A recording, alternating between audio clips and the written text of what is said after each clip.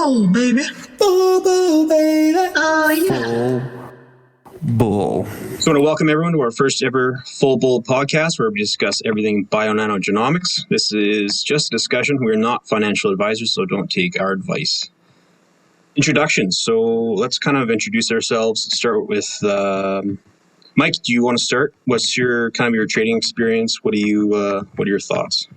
So my trading experience is mostly, I actually got into trading because of Bngo, and mostly I got into trading because of Bngo because of a stupid question one of my students asked me in class.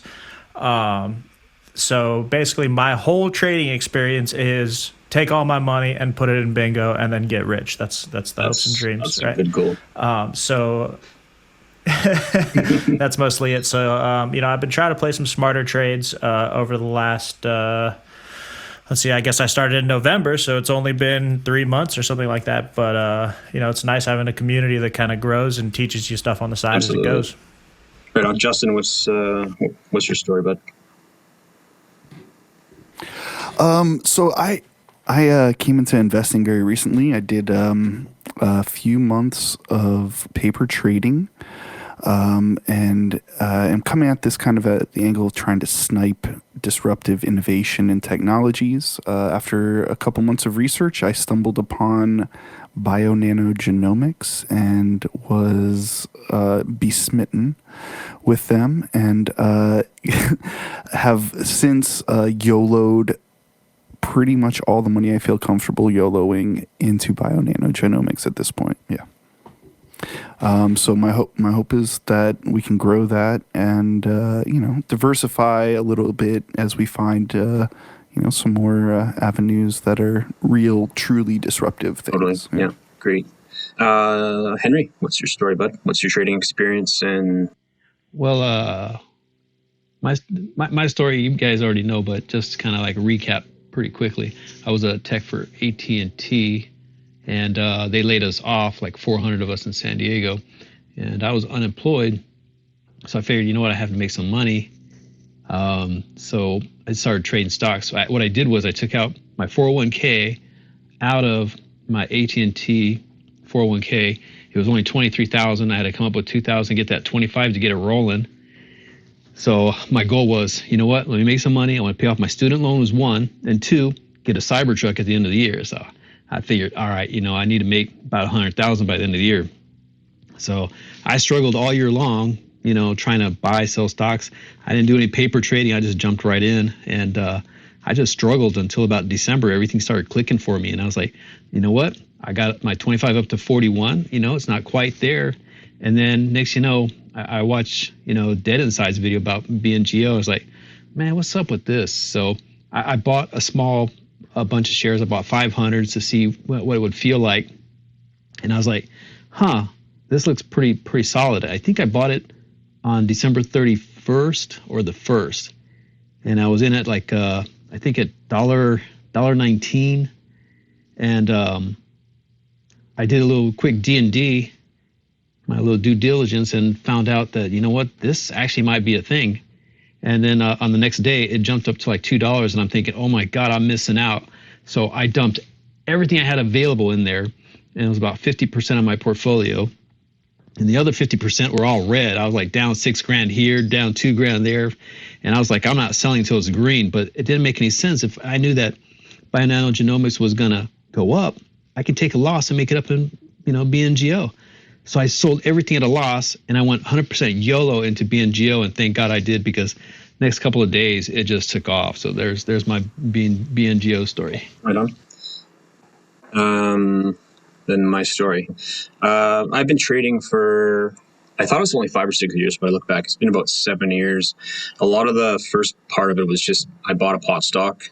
I made $3,000, and then I took that $3,000. I invested it in NCX.VN.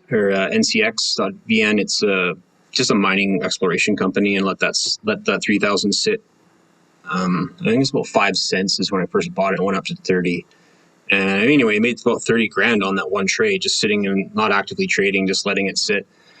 And then I took that $30,000 and I started just doing active day trading and doing not bad. Bngo came along. This is how it came along. So I started following Dead Inside, and it was about the third or fourth day that I was following him. Bngo. I woke up or saw he had a Bngo bid up or a pick, and I just had a premonition of like, okay, that is a good, because I looked back and I saw that a lot of his calls were like successful. Look back, watch the charts in line with the timing of what he was posting, and I was like, this guy he's got something going. So anyway, I bought Bngo, and it went up and up and then up, and then here we are.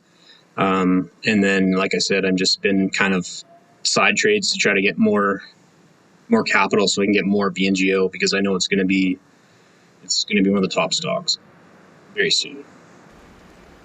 That's about it for. I just want to say, like, I'm super grateful for having Jeff in this group. There's a lot more of us than the four of us, but Jeff has really taken his time out of his day when he could be making money to give us folks that are kind of just getting started a way into different things, and has not been selfish at all with his knowledge. And I think that's been a really cool thing. So I just want to throw that out there while we have a chance. Thank you.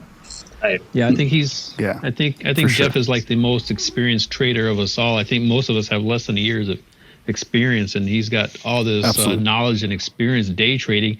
When he told me he sold all his Bngo to, what was that trade that you did? You sold it all, and it was a GME. And then pretty much, I had got back into Bngo. I had 40,000 shares of Bngo, and then GME came along. It was not good.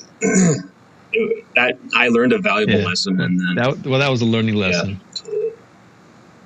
I had a rule where since then you were day trading it. Yeah, I had a rule where I wasn't going to go below 20,000 shares, and GME kept going up and up and up, and it was right around 300. I was like, okay, I got to put more in this, and that was the biggest mistake I've ever made.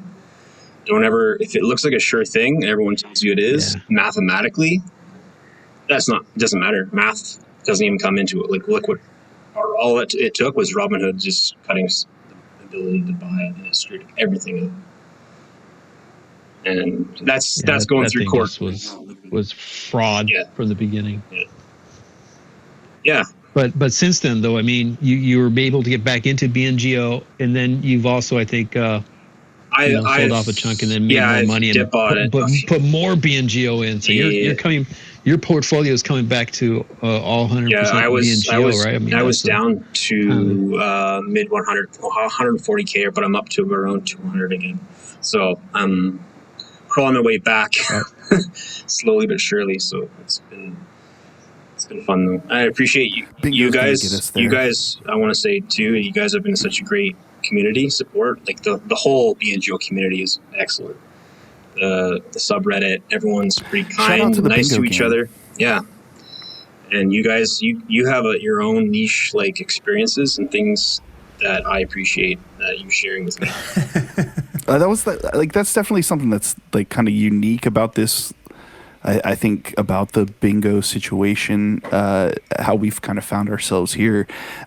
We have all come at this from a very different perspective, and a different maybe even investment strategy, right?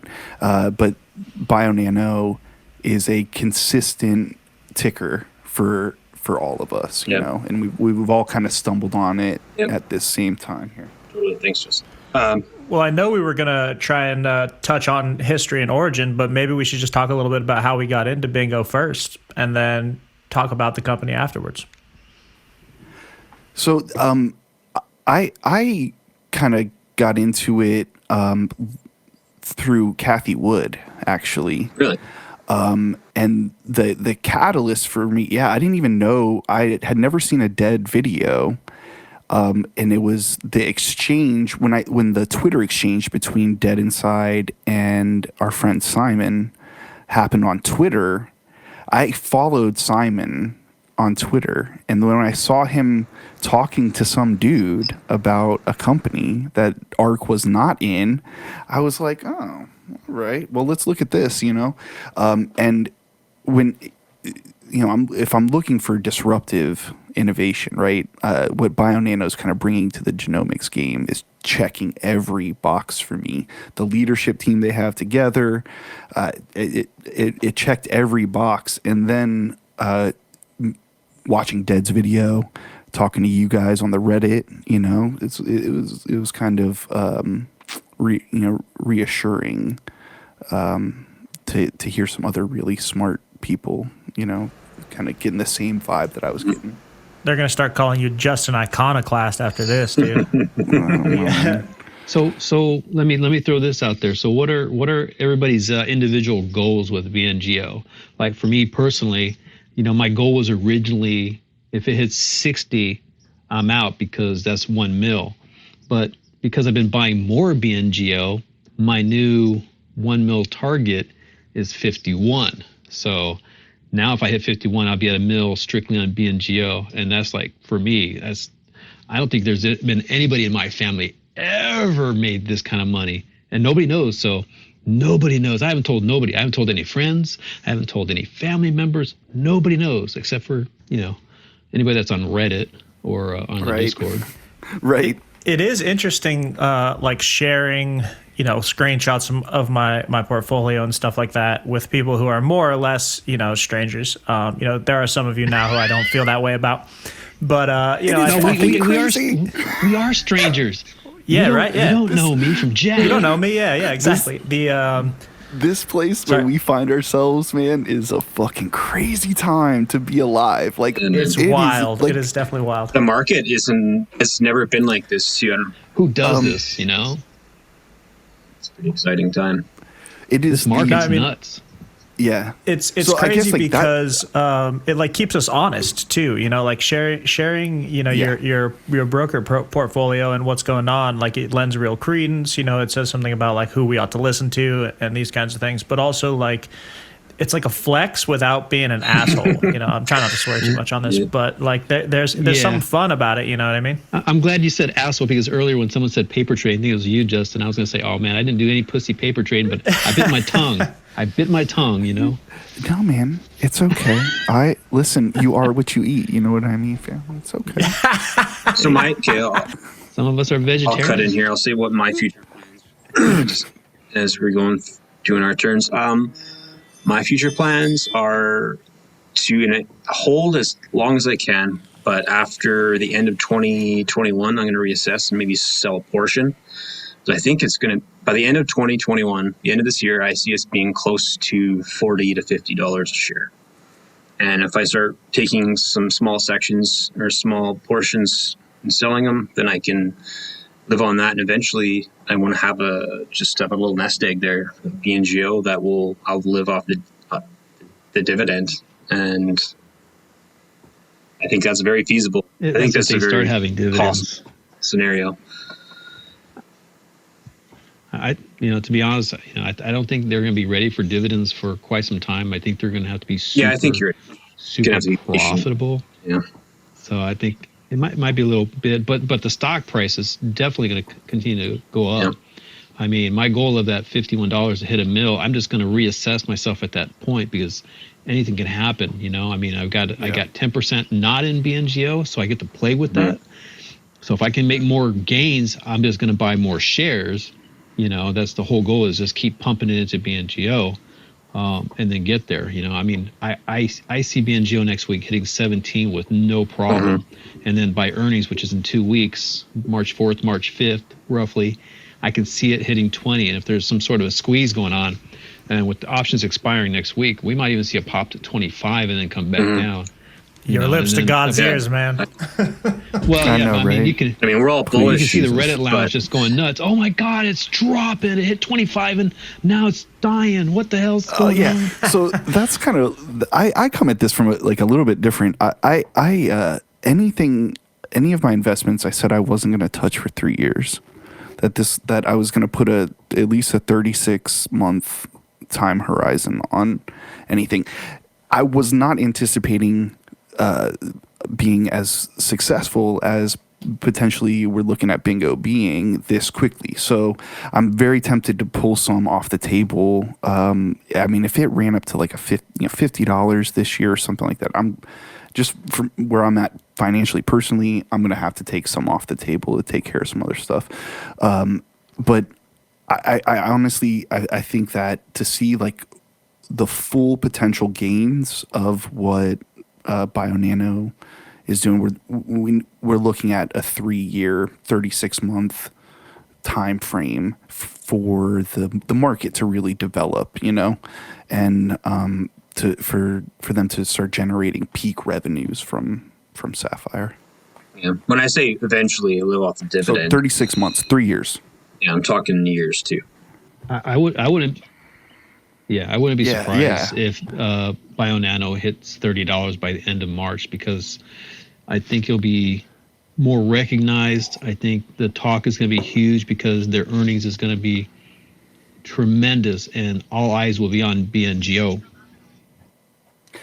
I mean, and I think we'll probably talk about this some more, but like the short interest that, I think we've talked about this in the past, and maybe we can touch on it a little bit later, but like the short interest that has kind of been, not kind of, but has artificially been holding the price of Bionano down, that is disappearing. I think we saw a little taste of that on Friday, Oh, absolutely. I mean, I saw it looks like, there's a huge buys and then there was a sell-off. And I recognize that same pattern with GME. When someone had posted a screenshot of the monitor of all these institutions that held short shares, and I saw, ooh, there's one at 1 million, there's one at 9 million.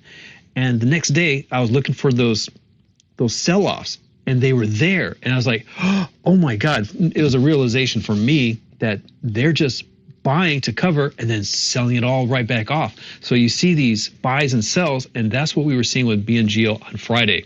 There's buys and then sell-offs, buys and then sell-offs. And I think at that point, all the short sellers for that week or that day or whatever was completely out. And next, Bngo was free to fly up. Not to mention all these institutions bought in as well. I definitely don't want to talk about GME more than I have to because it's a soft spot. But the whole experience where kind of really millions of people got together and did DD together to try and piece the patterns together. I learned a lot about how to put charts against each other and be like, oh, this is what's happening, right? Like to be able to extrapolate into a real world like event.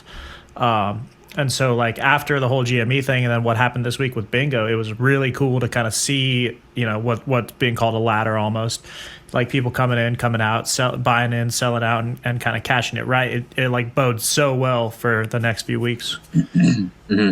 Totally. Justin, do you want to discuss a little bit of the financials? I know you did a little research on that. Yeah, for sure. I mean, let me get my stuff pulled up here. Snap it So I got a couple things that I wanted to touch on here. I want to preface this with the previous financials of the company are probably irrelevant at this point. I agree. We are all eagerly anticipating the March earnings. I don't even know we're going to get the picture then. We're really going to be looking for Q1 2021 earnings for us to really start seeing the upswing, the momentum, and Bionano kind of cashing in, I think. So looking at the last 10Q form for Q3 of 2020, cash and cash equivalent. Now, again, take this with a grain of salt because we've had many things happen since this filing. Current assets totaled 41 million, liabilities 26 million. So that right off the whip tells you, hey, we're looking pretty good here, right? The company did not have very much in the way of debt and had some cash on hand going into Q4 of 2020. Since then, though, we've had two offerings that have really, I think, kind of changed the balance sheet for Bionano. The first one was a shelf offering that was a public offering of a little over 33 million shares. That was closed on January 12th. And that added, at $3 a share, added quite a bit of money to the tune of $101 million dollars into the balance sheets for Bionano.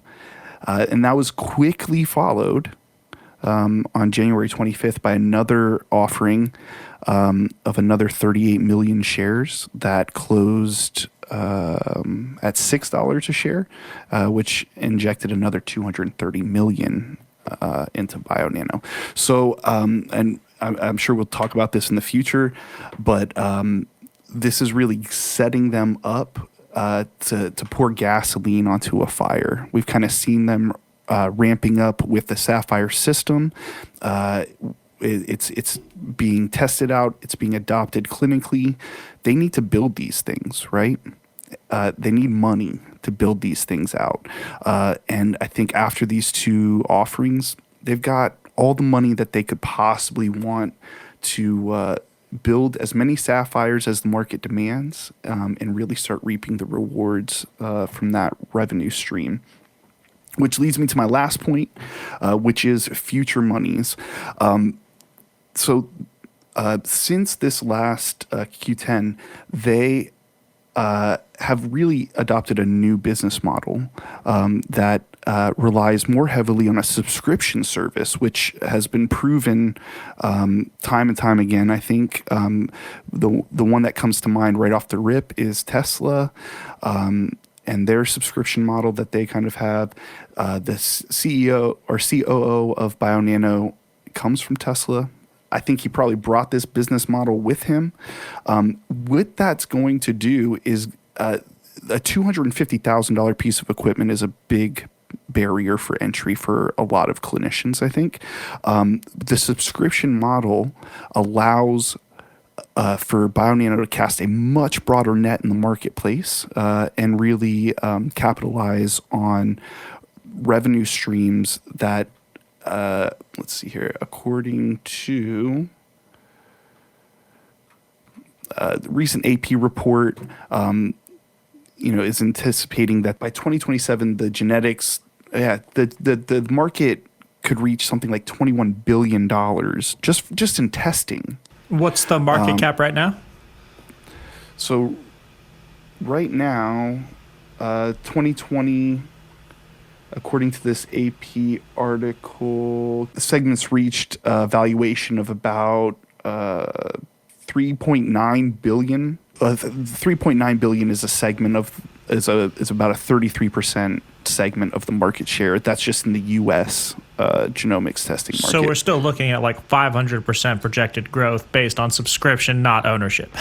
Exactly. I mean, the other thing that's cool, while we're talking about financials is, when we got into Bngo, like we were looking at NASDAQ compliance problems and trying to keep over $1 a share. Right. I remember the day that it got over $1 and stayed over, I think it was at $7, right? The day that it went into compliance. Yeah. And it was just such a fun day, such a cool day to be a part of that moment, because it's a 2003 company that's kind of come up from the bottom. And, when we talk about these market caps and these kinds of things, really what we're doing is just throwing shade at PacBio and Illumina, right? That's Yep. So I think it is important one thing that's important is while like Illumina has a huge market share, it looks like they have a huge market share in the genomics testing realm. What they are doing and the type of testing that they're doing is sequencing and not imaging or mapping, right? So the traditional forms of genomic testings, karyotyping, FISH, CMA, that actually makes up the biggest portion of the genomics testing market currently, and that is what Saphyr Bionano's machine is primed to take over right now.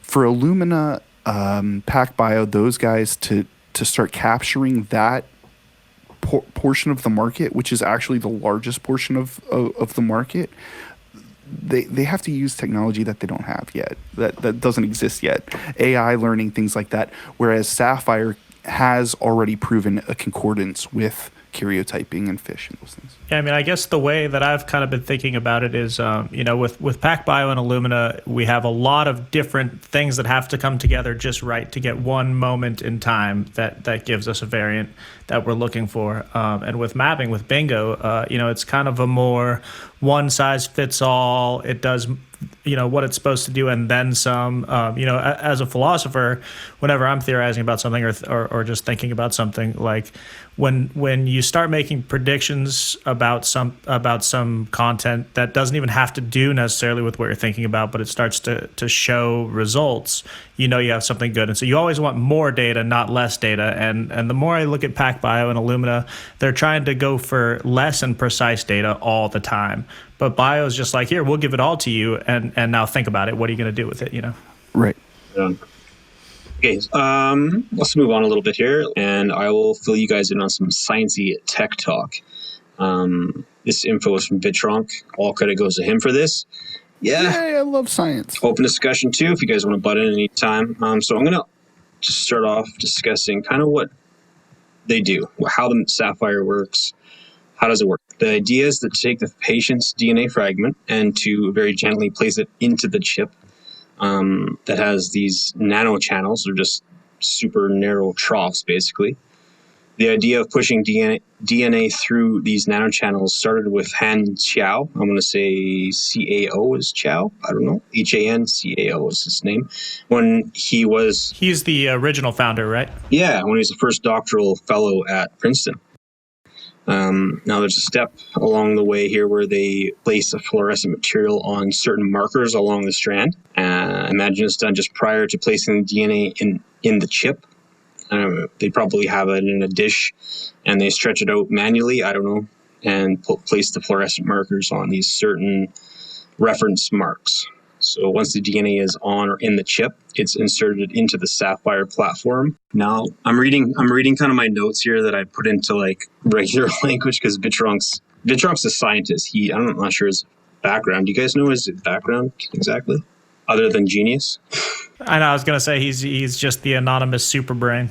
Yeah, he is our resident scientist. So he's a geneticist. Yeah, he works in the genomics field, which is great. It's great having Bitronk around because whenever I have a really stupid question about genomics, he can correct me by saying we would never say what was it earlier? Variations. Yeah, variation we don't have genomic plural. Variations. There's genomic variants. Yeah, exactly. Yeah. And I love that stuff. It's so important. Like we have so many people that keep us honest. Yeah, I know. I love to be corrected because we're not scientists. So we have such a diverse group. We have economists, we have scientists, we have doctors, we're pretty well supported in our community, and that's pretty awesome. But anyway, I'll continue on with what's going on here with the basics of how it works. There's a fluorescent material put on certain markers along the strand. And then once the DNA is on or in the chip, it's inserted into the Saphyr platform or machine. Now with the chip in the Saphyr, the DNA is then pumped using a nanofluid, which I'll say is a patented technology. Bngo owns that technology where the nanofluid is used to pump or push these strands of DNA through the nanochannel troughs. So going through the trough, they're straightened out, stretched out, and the Saphyr captures images of these DNA strands. Fancy microscope a microscopic camera captures. It's not a microscopic tiny camera. It's a camera that is using a microscope.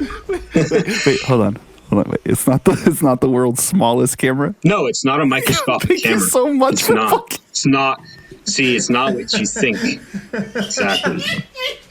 This guy gets it. It's never what you think. With Bngo, it's never what you think. I fucking love you so much, Jeff. So images of the DNA and previously marked sections are used as references so it can be compared to other known samples. The software identifies any differences. This technique won't tell you the exact sequence of the DNA, but because we stained those specific pieces of DNA earlier, we can see the DNA is arranged on a broad scale. Okay, so this broad scale is what shows us where the SVs are, the structural variants. We can identify the SVs, and the structural variants are areas within the DNA that are different than they're supposed to be. They're not healthy strands. So by identifying these variants, we're able to initiate a gene therapy where those particular genes that are missing or damaged, they can be fixed essentially. So say I have a genetic disease from my parents and I haven't even seen any symptoms of it yet, I can start a therapy if it's identified that I have that same problem to eliminate me gaining or not gaining, but getting that disease from my parents. Does that make sense? So this is actually what got me interested in Bngo in the first place. Just for a quick side note, one of my students asked me, how can it be that certain people get COVID and get sick and other people get it and are asymptomatic? And it was in a decision theory class. And I didn't really have a real answer. When I say real answer, I mean like true to the world, this is how it works answer. But I just drew a little utility chart. And so basically I was like, if you're... COVID is a real strange thing. I have some side working theories about it, but basically, I think that the majority of infection comes from someone else, not the way that cells develop inside of us or multiply inside of us. So the longer that you're like in contact with somebody without a mask, as you're like taking on the infection that they have already, like the actual molecules that they've already developed, the more buildup you have of that, exponentially you'll get sick or worse over time. And so because it's a shape diagram, that's why we like the RNA stuff, is because it makes it so that we don't take it in, it doesn't attach to us. And so I was like, man, what if a company was using wideband utility functions to solve problems as opposed to really specific utility functions? So like we wouldn't want to use a function where a variable, like if we said, 2x equals y, we wouldn't want x to have to be the same thing all the time. We'd want to be able to plug anything we want to into the front and see what comes out the other side, as opposed to pointing stuff that's directly into X and hoping that we already know what we want to be on the Y kind of thing. And so Saphyr kind of came up because I was starting to search for companies that are doing things on a more broad scale like that. That's like what was cool about it to me in the first place. It's kind of the end of the techie talk, unless anyone wants to add something. I would just add to the technical section, if you have not seen the DNA going through the nano channels, it's on the YouTube. It's on Bionano's YouTube channel. Fucking check it out. It is amazing. It is literally DNA strands passing through these little... Jeff, you described the process extremely well. P.S. Dude, you nailed it. Described it really well. It reminds me of the Matrix. I know that's maybe like a little cliche, but like the green, Matrix code falling down. That's almost exactly what this looks like. I've seen images of that where it's showing it what it looks like, and it's basically it's like the translation. If you can read that translation, then you've won life. But they break it down in a way that we can see it. That's exactly what it is. It's just like when Saphyr is looking and he's like blonde, all of a sudden brunette, redhead. It's just like that. If you could read it that fast, it would be just like that. Yeah. Dude. All right, that's the next meme we're gonna work on. That scene from the Matrix, we have to turn that into. We have to the Matrix meme. I love it. Bngo meme for sure. It's like autism. What are the big variants that Bngo is working on right now that are getting a lot of... Huge ones for sure are variants? Like the structural variants that they're... I know for sure... I mean, like autism. The COVID one, which it doesn't have to do with COVID. It has more to do with your like immune response and your inflammation, like how much. I don't know a whole lot about it, but how inflamed your body becomes as it responds to infection, which is why some people have a much more severe reaction to the COVID. They're finding that there's a structural variant that people who have had more severe reaction to COVID have. But the other really exciting one is Which is huge. leukemia. Yeah. Oh man. Because now all of a sudden, right? Like we know. We can It's diversify. that We easy. can figure things. We know. Individuals. Yeah. Well, imagine if everybody had the ability to get mapped for that specifically, we would know who should stay in quarantine away from everyone until vaccines and who can just kind of go out in the world and will get a lesser infection, like a less severe infection. If I knew for sure that just being out in the world and doing what I was going to do, even if I got sick, I was going to be, like flu and be cool, I wouldn't worry about it that much, I don't know. I probably still would. I have high virus anxiety. Let's move on here. Let's go to what are our upcoming catalysts? Let's talk about that. What do we have to be excited about, boys? I know, right? There's so much. Yeah. Our nearest one is the 18th, I think, where Eric Coleman's in this open fire discussion. Fireside, what is it? Yeah, a fireside chat with the CEO of Bionano Genomics. Can we talk about why he's doing this? Well, wait, before that, I just want to say that their PR is so good. Oh, God. Oh, geniuses. The way they say fireside chats, and when they do an offering, they give us something lovely to be happy about. Like they give us our lashings and then we love it. Oh, they know how to counter. They know how to counter the negative. They know where to pipe in the good stuff. Yes, they're fucking amazing at this shit. Like, it's so I got to strong. hand it to their, the PR department is amazing. Every time there's a hit down, they come right back and bring it back up with some sort of positive PR. So they snuck in that share offering. Yeah, they did that share offering and bounced right back and said, hey, by the way, our fourth quarter is going to look pretty damn impressive. Boom. Hey, shares are back up where they were, and it was pretty damn impressive. And we have Dr. Dong on their team. So shout out Dr. Dong. I hope you hear this podcast and I hope you know we love Dr. you. Dong is Dr. Dong's the amazing. man. Which that just goes to show, like, if you want to know where the biggest market for genomics testing is, it's in China. And let me tell you how when they did their when they had their symposium, Bionano had their symposium, seeing researchers and scientists from China represented at the symposium, I was like, man, they already got their foot in the door there. Like, what a huge market, Yeah, that was really exciting. Yeah. Okay.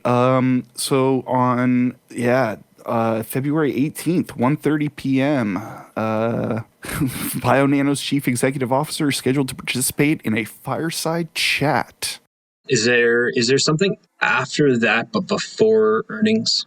Am I thinking straight? Is there something else happening, or might be lost on that? So I think the next thing after that is going to be earnings probably. But that doesn't mean that they won't drop some other juicy piece of PR between here and there, No, I know. Shout out to whoever their social media person is. Like, they just nail it every time.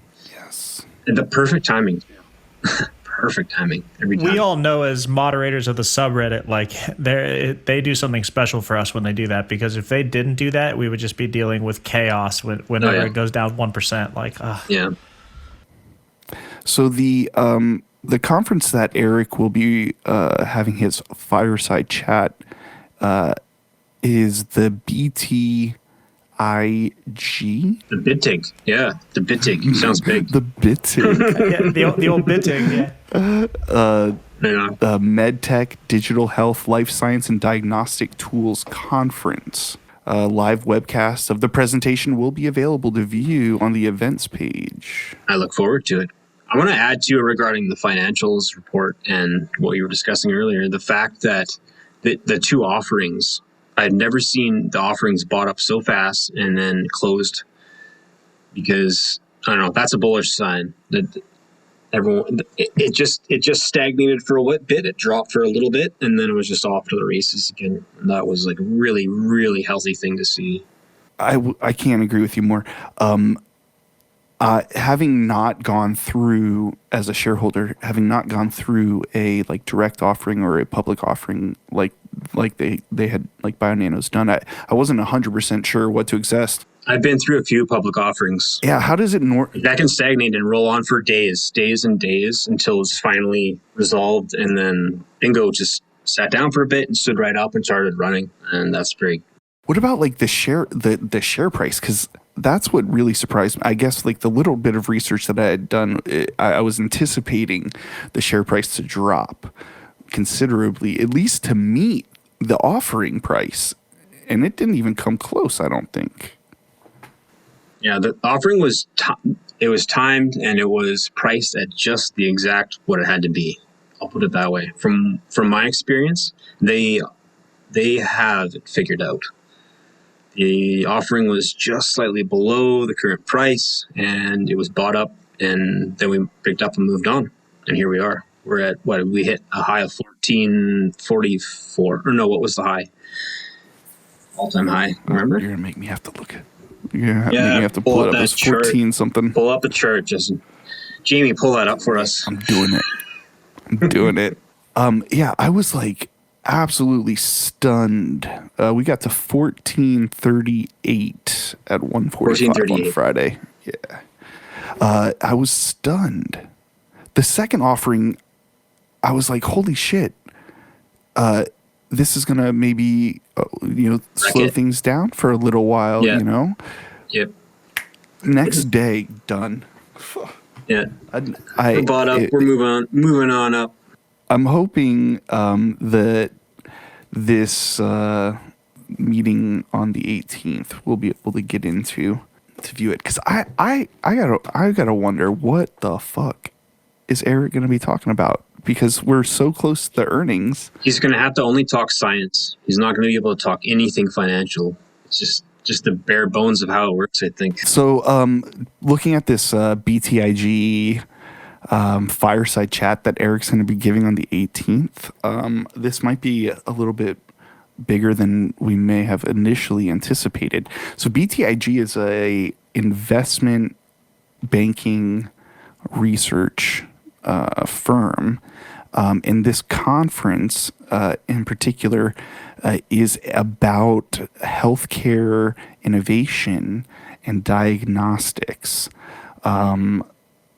So some of the discussion topics are going to be transforming cost and quality through virtual care and deep data, current and emerging intervention cardiology devices, and then I'm guessing where our there's two different ones here that are jumping out immediately as pertaining to Bionano. Repeat patient monitoring using novel MRD-based liquid biopsy assays and the role of liquid biopsy assays in early cancer detection. I don't see on here, just looking at the website, specifically them talking about Eric, but this is a opportunity for investors. Can you imagine going into a group like that and coming out with no investors? No way. So that's why Eric is going. That's why they're sending him. We're like, why aren't they sending Queen Alka? I don't know why they don't send Alka. That's what I was wondering. That's exactly what I was wondering. They're sending Eric because he's going to get checks, baby. He's going to pick up the checks. Yeah. I'm just hoping he's a great speaker. That's my concern. You know, He's a charismatic dude, from what I understand. The one video of him that I did see, it was pretty good. He was talking about Bionano. Oh, so what I was trying to slide into your DMs. There was a recent article in regards to a patent about the nano nozzle, right? But I think that originated back in June of last year, and it's just resurfacing again. So I'm not sure if that's new technology that they're shooting for to merge, or is that something that's already existing in the Saphyr already? My understanding of it, and I'm not a geneticist, but I talked to one about it. Our good friend Vitrunk. He explained it to me pretty well, I think. So what my understanding is, what the patent is for is a technology that has not yet been developed.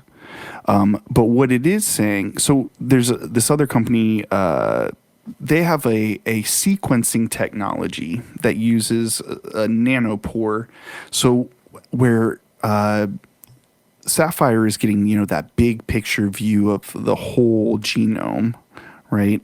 The nanopore is able to go line by line of the DNA strand, okay? So what the patent does is it merges those two technologies together. What our geneticist told me is that that is kind of like the gold, like the dream of geneticist researchers, to be able to do multiple assays, right, on one easy to use work through. It would be an all-in-one device. Basically wiping out all legacy cytogenic equipment, or as Simon likes to say, tools. Yeah, and including next generation sequencing technology. So it's a game changer, basically. Right. It would be a game changer, 100%. I mean, I think the whole genome imaging by itself is a pretty big game changer. But I don't know why the article came back, because it has been out there for a while. Yeah, that was unusual. It has been, like I said, from June last year. So for it to come back up and then create all this excitement all over again, it was like, okay, I it's just like rehashing old news. But hey, whatever gets everybody excited works for me. Yeah, I'm all for it. So building up to this conference, we can expect the price to climb as people FOMO.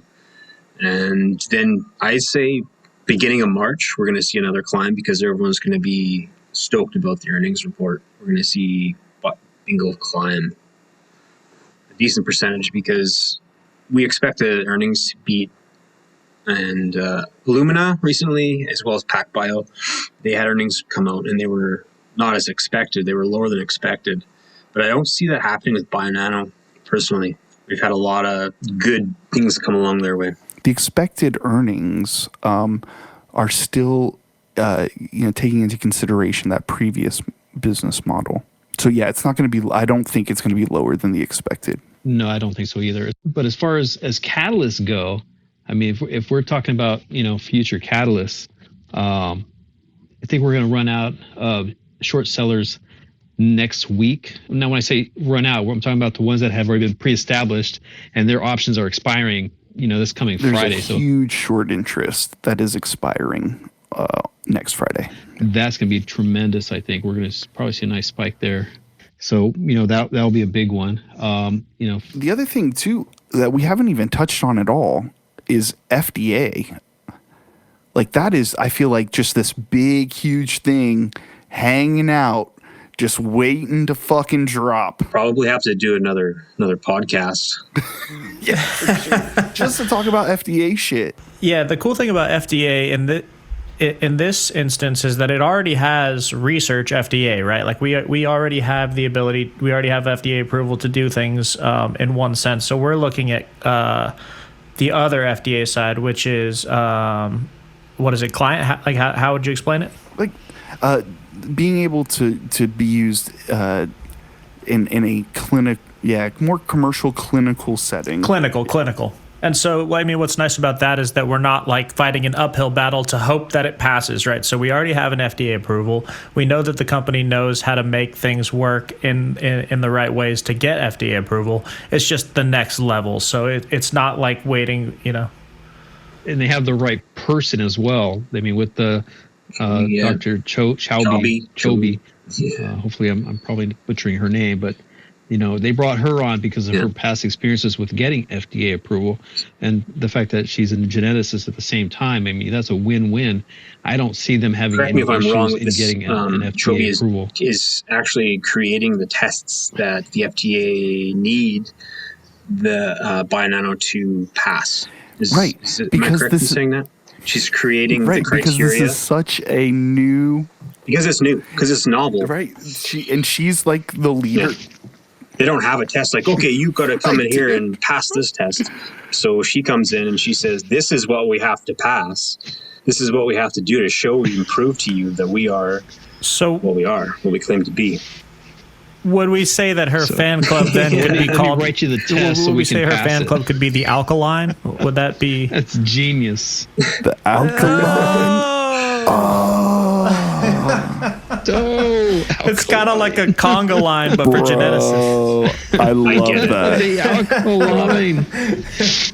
Yeah, but I fucking love it. the alkaline. She'll That's always be awesome. She Queen doesn't Alka to even me. use her name Alka on Bye-bye. Twitter. Always. She uses something else. But Yeah. My So do we want to wrap up? Yeah, absolutely. My flare is still paging Dr. Dog with multiple rockets on Reddit. I So love the rockets. Let's do a little sum up. You guys want to take your turns? We'll do some closing thoughts. And if you have a side ticker that you want to mention, now is the time. Just suggest, something you have your eye on, something that's interesting, something that will help you get more BNGO. well, my closing thoughts are the reason that I wanted to get involved in this podcast is because I want to always be better at DD. I want to learn how to do due diligence properly.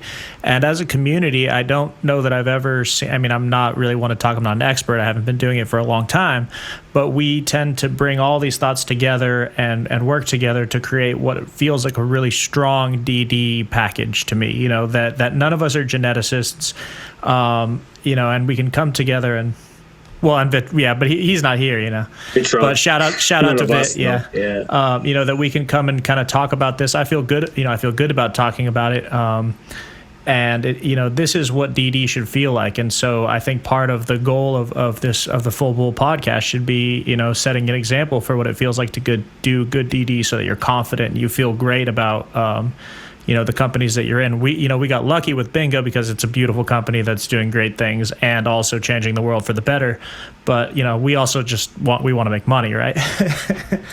well, and also in addition to that, this is not like a Nikola hype, which is, hypotheticals with just some drawings and a truck just rolling down a hill. We have a legitimate piece of patented proprietary, genetic equipment that nobody else has. So, it's a one-off, and it's going to be a game changer. So, I can't see anybody like Citron or Hindenburg trying to write something that's going to try to short sell us. We're a legitimate company. We are owners. Yeah, I like how we say we. I want to add that I appreciate the community, appreciate you guys.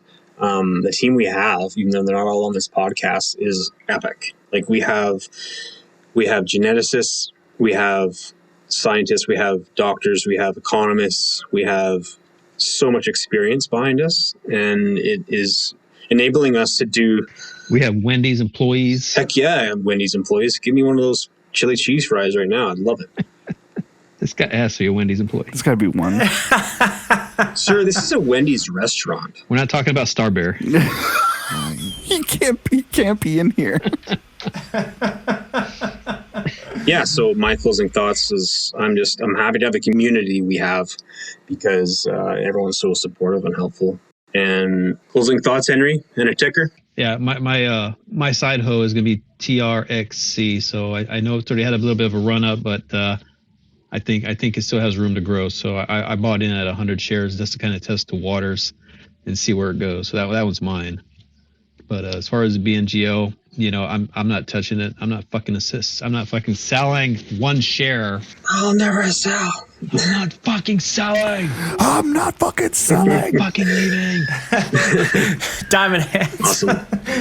I'm not fucking selling. This has been good. This has been. I love the really fun. vibe. This is good. I'm Diamond looking forward to hands. future. Diamond hands. future Oh man, well this has been Fucking diamond this has hands. been great. This has been awesome. We Need more Diamond- rockets.